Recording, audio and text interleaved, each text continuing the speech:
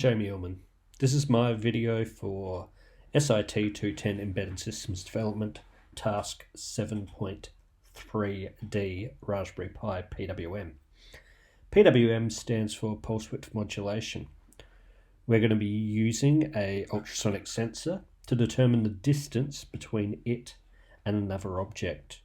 This will change the brightness of an LED through the before said pulse width modulation.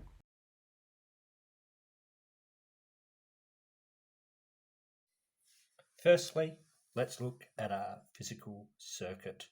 We've got the Raspberry Pi, we've got it connected to a breadboard. On the breadboard, we've got our input, the ultrasonic sensor, SR04, and our output, which is the blue LED here.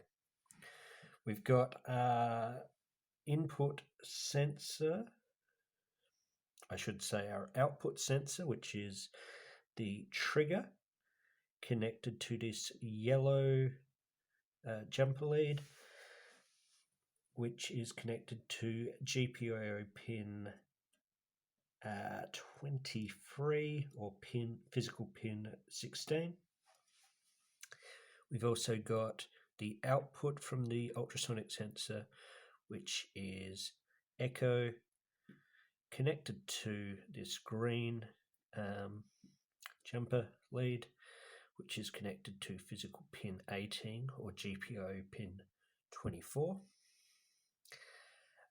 Output for the device is this blue LED, the anode of which is connected to this orange jumper lead, which is connected to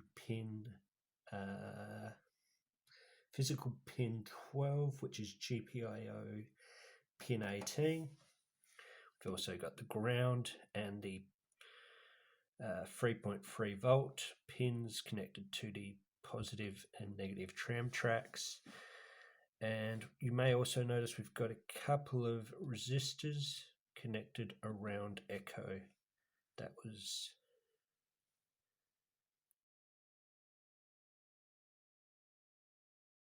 got three libraries we're importing from. We've got the RPI GPIO to do with the pins, we've got the time, and we've also got from GPIO 0 a library to do with pulse width modulation for an LED.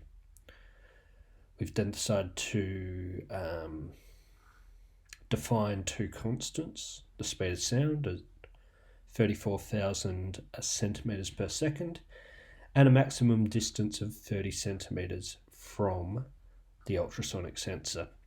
This is done so the demonstration can be easily shot later in the video. We then talk about our hardware here. We've got the trigger pin at pin 23 or physically pin 12. The echo pin is GPIO pin 24 or pin 18. The anode of the blue LED we've got connected to GPIO pin 18 or physically pin 12. This is utilizing that library we've previously mentioned. We've then also got the setup of the trigger and echo, the trigger being the output and the echo being the input, which we'll receive. We then look at our functions here. We've got a distance function where trigger will be sending out a pulse every 0.1 of a millisecond, and when it sends out that trigger, it will create a start time which will be saved, and then when that pulse arrives to the echo sensor, we're going to save that as well. This will then be used to create a time elapsed using the stop time minus the start time. That time elapsed will then be times by the speed of sound divided by 2 to return the distance. We've divided this by 2 because you've got to remember the sound triggered from the trigger and coming back to the echo has to go back and forth from the object in front of it.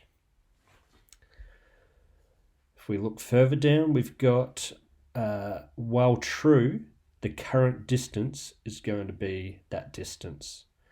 We're going to print out in the shell the measured distance to 2 decimal places plus have the units of centimeters. Now, if that current distance is greater than the maximum distance, which we have set to 30, the LED will not turn on. However, if the current distance is under that 30 centimeters, we're going to get an LED value which will be different depending on how close the object is. So that's 1, take the current distance, dividing it by the maximum distance, and then that's going to alter the brightness of the LED. This is going to update every 1 second just to make sure that it's not going crazy and the shell's working overtime and causing an epileptic fit. And then we've got a keyboard interrupt at the end. So if you press Control C, the measurement will be stopped by user, will be printed, and we'll do the GPIO cleanup.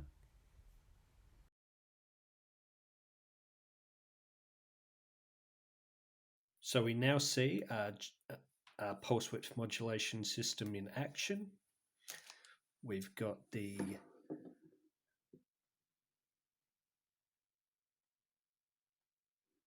as we can see, as we get closer, the blue LED gets brighter and brighter.